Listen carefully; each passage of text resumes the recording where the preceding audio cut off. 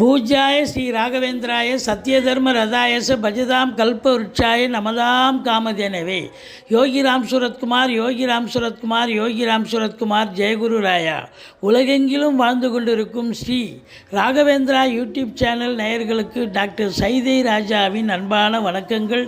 நாம் இப்பொழுது இந்த எபிசோடில் வார ராசி பலன்கள் ஏப்ரல் 29 முதல் மே 5 வரைக்கும் உள்ளடக்கிய நாட்களுக்கு கிரகங்கள் வாக்கிய பஞ்சாங்க அடிப்படையில் ஒவ்வொரு ராசிக்கும் எப்பேற்பட்ட பலன்களை வழங்கப் போகிறது என்பதை பார்க்கலாம் வாங்க. அதற்கு முன் எங்களுடைய சேனலை பார்த்து கொண்டிருக்கும் அன்பர்கள் இதுவரைக்கும் சப்ஸ்கிரைப் செய்யாதவர்கள் சப்ஸ்கிரைப் செய்து கொள்ளும்படி கேட்டுக்கொள்கிறோம்.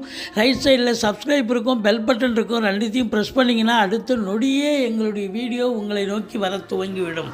வாங்க ராசிக்குள் செல்லலாம். கடக ராசியில் பிறந்தவர்களுக்கு இந்த வாரம் எப்படி இருக்கும்? புனர்பூசம் 4ஆம் பாதம், பூசம், ஆயில்ய நட்சத்திரம் உள்ளடக்கியது. இந்த கடகராசி அன்பர்களுக்கு அஷ்டமத்து சனி நடந்துக்கிட்டு இருக்குன்னு ரொம்ப வருத்தத்தில் இருக்கிறீங்க, ரொம்ப பிரச்சனையில் இருந்தீங்க. ஆனால் இப்போ இந்த வாரம் குரு பெயர்ச்சி, இந்த ஏப்ரல் 1ஆம் தேதி குரு வந்துடுறாரு. அப்போது அந்த 5 நாள் உங்களுக்கு பரஸ்பரம் அற்புதமான நாள். 11ஆம் இடத்துக்கு குரு வந்துடுறார். 9 குடையவன் 11, பாக்கியாதிபதி போய் 11ஆம் இடத்துல இருக்கிறாருன்னு சொன்னால் அப்போது பாக்கியங்கள்லாம் எதெல்லாம் நீங்கள் அனுபவிக்கணும்னு விதி இருக்கோ அதெல்லாம் கண்டிப்பாக அனுபவிப்பீங்க. தொட்டதெல்லாம் தொடங்க போகிறது. தொழில் ரீதியாக உத்தியோக ரீதியாக நல்ல சம்பாத்தியத்தை பார்க்க போகிறீர்கள். 11ல் குரு எண்ணிய செயல் ஈடேறப் போகிறது. நினைக்காத காரியங்கள் கூட நடக்கும். ஆனால் நமக்கு அதெல்லாம் நடக்குது அப்படின்னு நீங்களே ஆச்சரியப்படுவீங்க. பல அற்புதங்கள் நடக்கப் போகிறது. அஷ்டமத்து சனியினுடைய வீரியத்தை பற்றி கவலைப்படாதீங்க. சனி பகவானுக்கு நீங்கள் வழிபாடு பண்ணுங்கள். சங்கடம் தீர்க்கும் சனி பகவானை மங்களம் பொங்க மனமை திரள்வார் சச்சரவின்றி சனீஸ்வர தேவி இச்சகம் வாழ்க இன்னருள் தாத்தா. இந்த சுலோகத்தை சொல்லுங்கள். எள்ளெண்ணெய் தீபம் விட்டு வாருங்க. சனி பகவானால் ஏற்படக்கூடிய தீய பலன்கள் தலைக்கு வர்றது தலைப்பாயிட போகும். மற்றபடி குரு பகவான் உங்களுக்கு அள்ளி கொடுக்க இருக்கிறார், கொட்டி கொடுக்க இருக்கிறார். குரு பகவான் இனி அவருடைய பார்வை உங்கள் பக்கம் இருப்பதால் நீங்கள் சாதிக்கப் போகிறீர்கள், சரித்திரம் படைக்கப் போகிறீர்கள் அப்படின்னு சொல்லலாம். பாருங்கள், 3ஆம் இடத்துல கேது இருந்து எடுத்த காரியங்கள்லாம் தடைப்பட்டது. மூத்த சகோதரத்துக்கும் உங்களுக்கும் இளைய சகோதரத்துக்கும் உங்களுக்கும் கருத்து வேறுபாடு வந்தது. ஆனால் 3ல் இருக்க கேது நல்லது பண்ணுவாருன்னு சொல்லுவாங்க. இருந்தாலும் இப்போ குரு பார்வை இப்போ அவர் ரொம்ப நல்லது பண்ணக்கூடிய ஒரு அமைப்பில் இருக்கார். இந்த பிபிஓ, சாஃப்ட்வேர், ஹார்ட்வேர், தபால் தந்தி லாக்கா, கொரியர் சர்வீஸ், விளையாட்டு வீரர்கள், வீராங்கனைகள், நடன கலைஞர்கள், ஸ்டண்ட் கலைஞர்கள், பின்னணி பாடகர்கள், இசை அமைப்பாளர்கள், இசை வல்லுநர்கள், சினிமா மற்றும் தொலைக்காட்சி பிரிவில் பணியாற்றக்கூடிய நடிகர்கள், டெக்னீஷியன்கள், எடிட்டர்கள், கேமராமேன்கள், புகைப்பட கலைஞர்கள் அத்துணை பேர்களுக்கும் வாய்ப்புகள் வந்து கதவை தட்டப்போகிறது. நல்ல ஒரு முகத்தில் சந்தோஷத்தை பார்க்க போகிறீங்க அப்படின்னு சொல்லலாம். 4ஆம் இடத்த அதிபதி சுக்கிரன் 4ஆம் இடத்தை பார்க்கிறார். அப்போ வண்டி வாகனங்கள் பழசை விற்றுட்டு புதுசு வாங்கக்கூடிய ஒரு அமைப்பு இருக்கும்.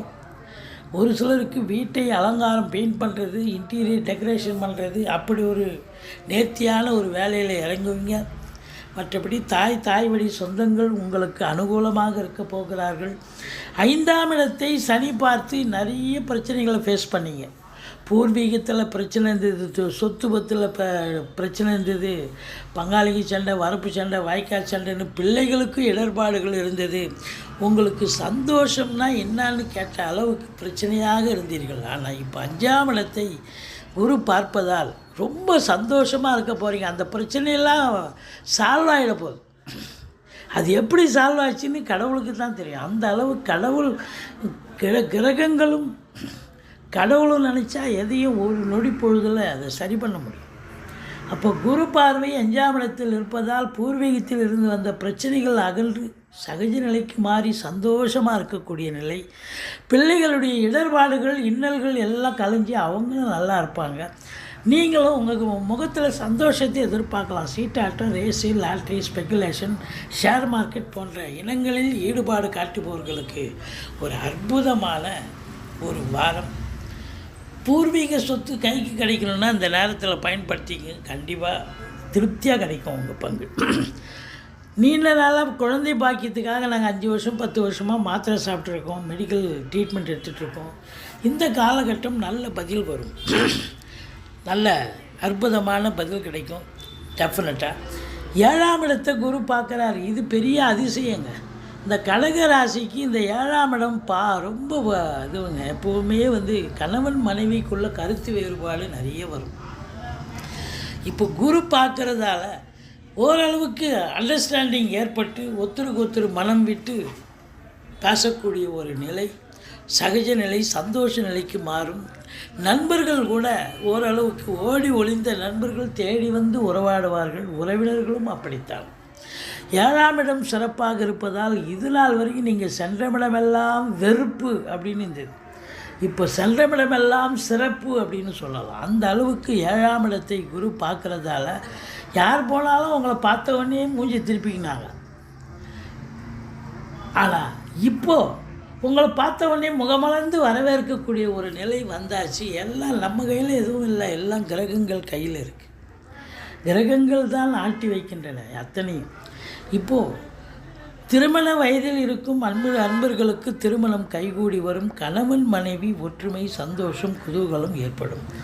அந்நிய பொருளாதாரம் வீடு தேடி வரப்போகிறது. தந்தைக்கும் உங்களுக்கும் இடர்பாடுகள், இன்னல்கள் வரலாம். தந்தைக்கும் உங்களுக்கும் கருத்து வேறுபாடு வரலாம்.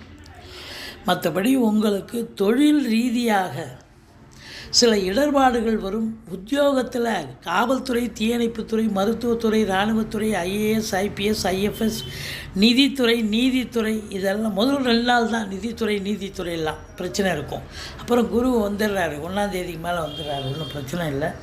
பட்டு ஆசிரியர்கள், பேராசிரியர்கள், இலக்கியவாதிகள், சொற்பொழிவாளர்கள், ஜோதிட அறிஞர்கள், இவங்க எல்லாருக்குமே கொஞ்சம் எச்சரிக்கையாக தான் இருக்கணும். இந்த வாரம் ஏதோ நல்லது நடக்கிற மாதிரி இருக்கும், ஆனால் கைக்கு வர்றது காலதாமதமாகும்.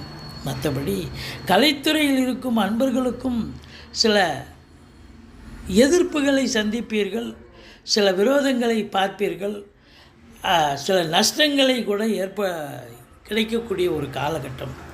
மற்றபடி நீங்கள் வணங்க வேண்டிய தெய்வம் அப்படின்னு பார்த்தீங்கன்னா துர்க்கையை வழிபாடு செய்யுங்கள். வாழ்க்கை வளமோடும் நலமோடும் அமையும். 2, 3, 4 மே 2ஆம் தேதி, 3ஆம் தேதி, 4ஆம் தேதி சந்திராஷ்டம நாள் வர இருப்பதால் எச்சரிக்கையோடு இருங்க. மற்றபடி இந்த வாரம் கடகராசியில் பிறந்தவர்களுக்கு யோகமான வாரம். எங்களுடைய வீடியோ பிடிச்சிருந்தால் லைக் பண்ணுங்கள், ஷேர் பண்ணுங்கள், சப்ஸ்கிரைப் பண்ணுங்கள். மறக்காமல் சப்ஸ்கிரைப் பண்ணுங்கள். நன்றி. வாழ்க வளமுடன்.